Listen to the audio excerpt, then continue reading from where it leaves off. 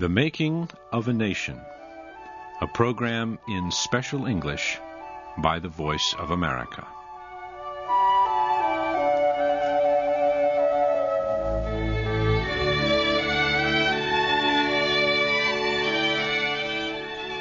In May of 1787, a group of America's early leaders met in Philadelphia.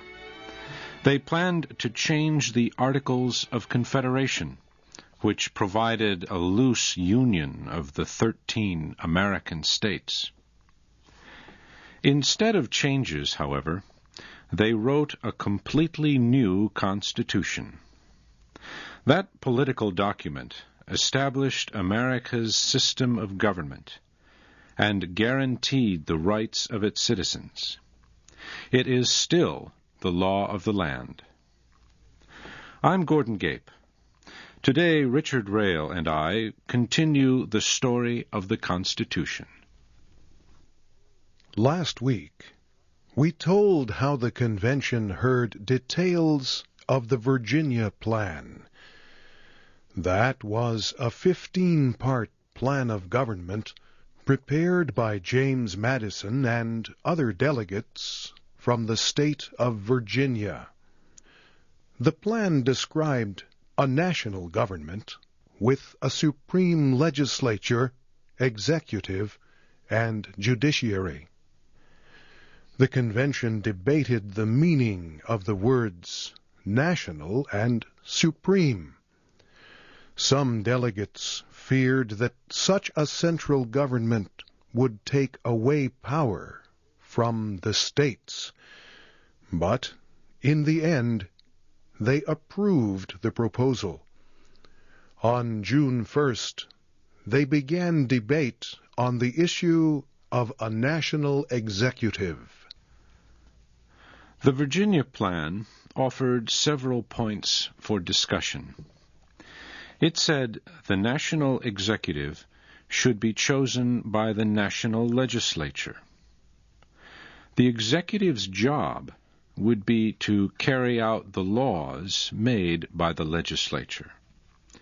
He would serve a number of years. He would be paid a small amount of money. These points served as a basis for debate. Over a period of several weeks, the delegates worked out details of the executive's position and powers. It seemed every delegate at the Philadelphia Convention had something to say about the issue of a national executive.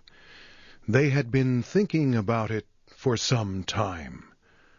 Almost every delegate was afraid to give the position extended powers. Almost no one wanted America's chief executive to become as powerful as a king. Still, many of the delegates had faith in the idea of a one-man executive. Others demanded an executive of 3 men. James Wilson of Pennsylvania argued for the one-man executive. He said the position required energy and the ability to make decisions quickly. He said these would best be found in one man. Edmund Randolph of Virginia disagreed strongly. He said he considered a one-man executive as the fetus of monarchy. John Dickinson of Delaware said he did not denounce the idea of monarchy, of having a government headed by a king. He said it was one of the best governments in the world. However, in America, he said, a king was out of the question.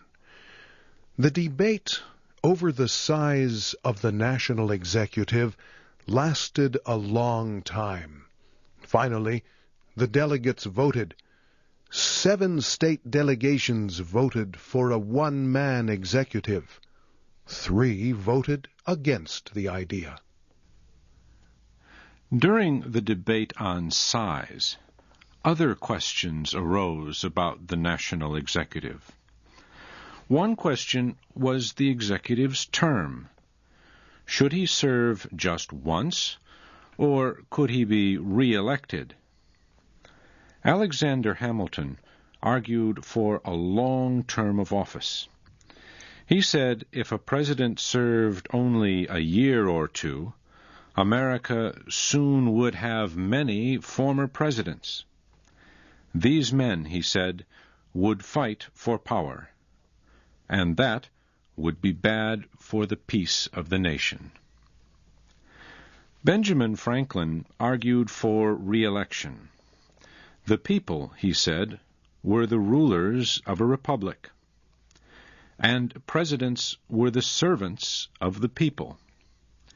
If the people wanted to elect the same president again and again, they had the right to do this.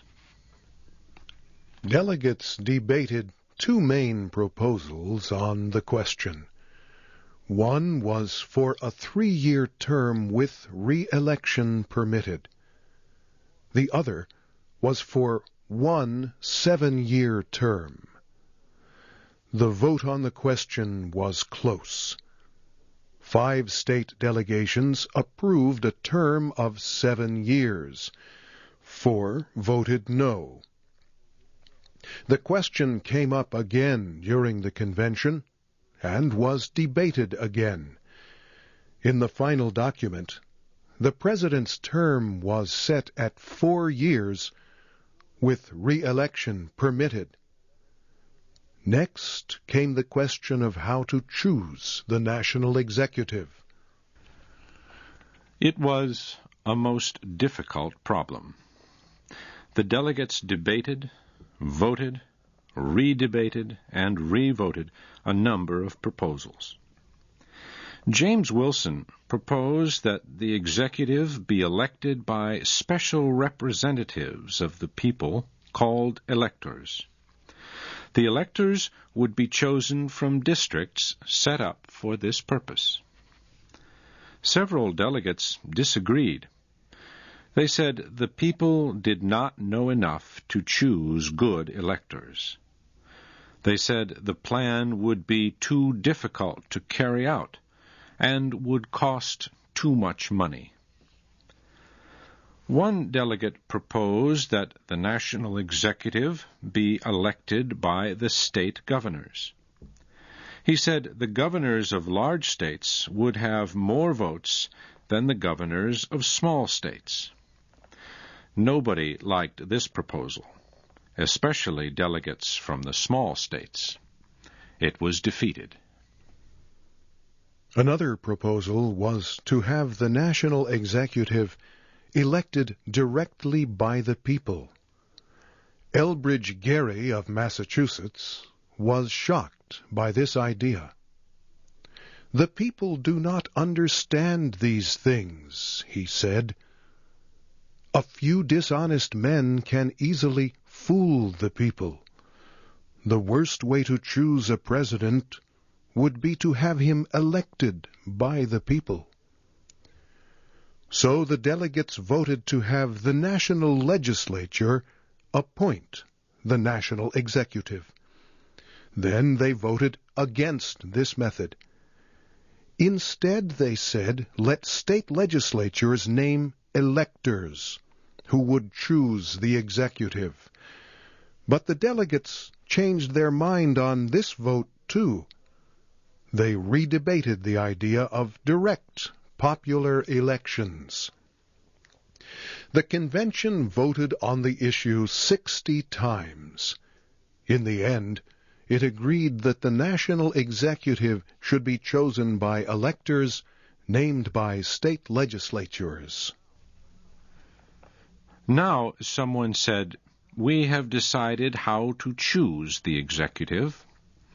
But what are we to do if the executive does bad things after being appointed? We should have some way of dismissing him." Yes, the delegates agreed.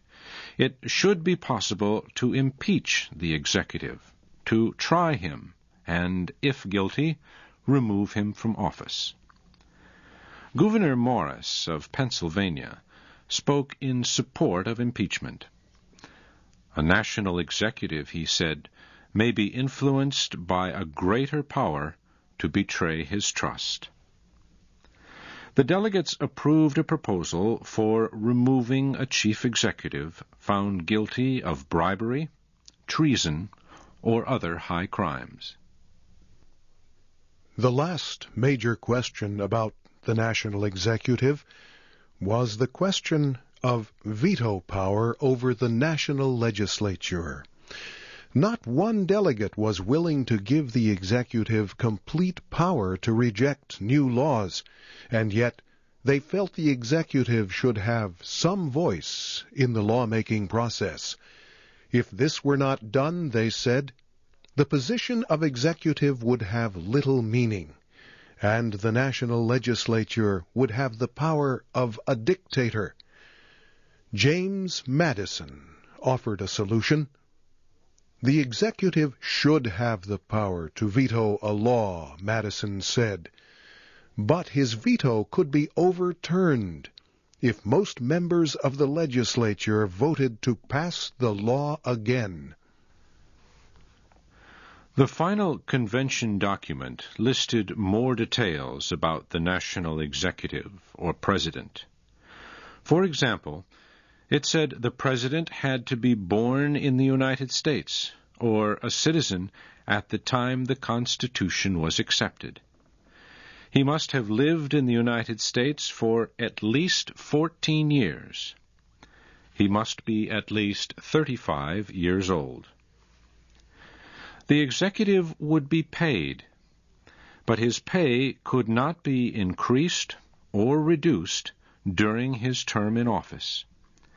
He would be Commander-in-Chief of the Armed Forces, and from time to time he would have to report to the national legislature on the state of the Union. The final document also gave the words by which a president would be sworn in. Every 4 years, for more than 200 years now, each president has repeated this oath of office. I do solemnly swear that I will faithfully execute the office of President of the United States, and will, to the best of my ability, preserve, protect, and defend the Constitution of the United States.